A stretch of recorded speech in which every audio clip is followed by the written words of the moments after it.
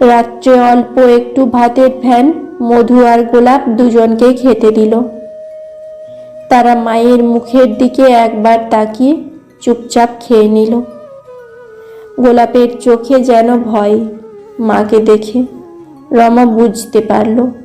সে গোলাপের পাশে বসে বলল, আমি খুব খারাপ না রে মা, তোকে অনেক বকে দিয়েছি।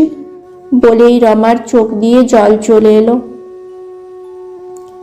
ছোট্ট গোলাপ বলল, না মা, তুমি খারাপ না, তুমি অনেক ভালো মা। তুমি কাঁদছো কেন?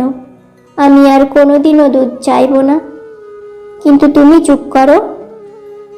ছোট্ট গোলাপও যেন মায়ের কষ্ট বুঝতে পারছে।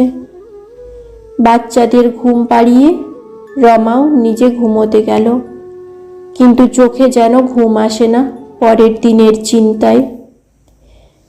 পরের দিন সকাল হতে শিবু কাজে বেরোনোর সময় বলল, রমা, রাতের একটু পান্তা রাখা ছিল না, আমাকে ওটাই দিয়ে দাও একটু নুন দিয়ে।